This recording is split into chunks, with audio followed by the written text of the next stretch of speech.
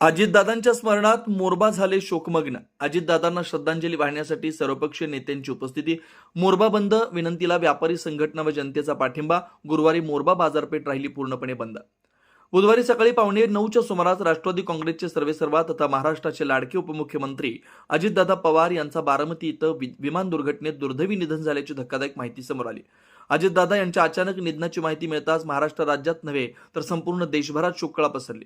निर्णायक क्षमता, शिस्तबद्ध प्रशासन, आक्रमक नेतृत्व आणि आधुनिक राजकीय दृष्टिकोन असणारे अजितदादा राष्ट्रवादी पक्षात नव्हे तर सर्व पक्षात आदरानं पाहिलं जात होतं. त्यांच्या अचानक निघून गेल्यानं सर्वीकडे दुःखाचं सावट पसरलंय. या पार्श्वभूमीवर माणगाव तालुक्यात मोरबा इथं आज मुख्य नाक्यावर सकाळी शोकसभा आयोजित करण्यात आली होती. या शोकसभेसाठी सर्वपक्षीय नेते, विविध समाज घटकांचे नेते तसेच तळागाळातील मोठ्या संख्येनं प्रतिष्ठित नागरिक व जनता उपस्थित होते. उपस्थितांनी अजितदादांच्या छायाचित्राला पुष्पहार अर्पण करून पुष्पांजली वाहिली व अजितदादांच्या आठवणीत 2 मिनिटं शांत स्तब्ध उभं राहून त्यांच्या स्मृतीला अभिवादन केलं. यावेळी परिसरात शोकाकुल वातावरण निर्माण झालं होतं.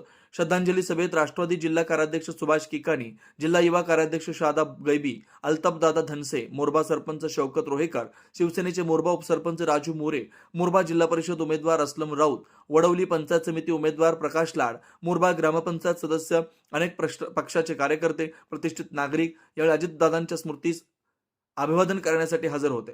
मोरबा इथं सर्व पक्षाकडून आज पूर्ण दिवस सर्व व्यवसाय दुकान बंद ठेवण्याच्या विनंतीनुसार आज व्यापारी संघटनेकडून व जनतेकडून मोरबा बाजारपेठ पूर्णपणे बंद ठेवण्यात आली होती.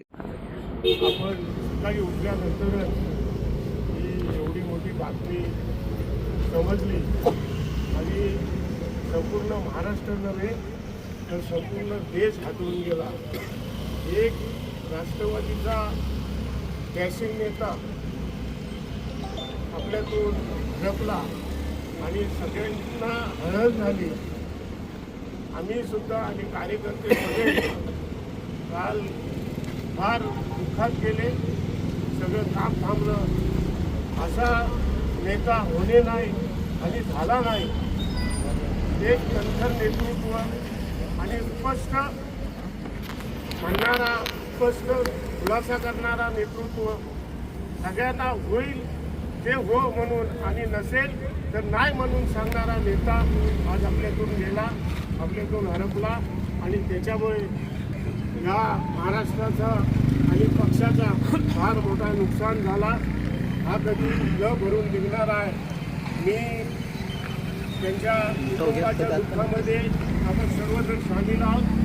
मी माझ्या गावच्या वतीनं, मुस्लिम समाजाच्या वतीनं, सर्व कार्यकर्त्यांच्या वतीनं मी त्यांना श्रद्धांजली अर्पण करतो आणि त्यांना चांगला चिरशांती लाभो म्हणून देवाशी प्रार्थना करतो. आपण सगळेजण त्यांच्या कुटुंबाच्या दुःखामध्ये सामील आहोत. आपण सर्वजण इथं आलात. आता आपण त्यांना 2 मिनटं उभं राहून श्रद्धांजली अर्पण करू. सगळ्यांना विनंती आहे की आपण 2 मिनटं उभं राहून श्रद्धांजली अर्पण करू.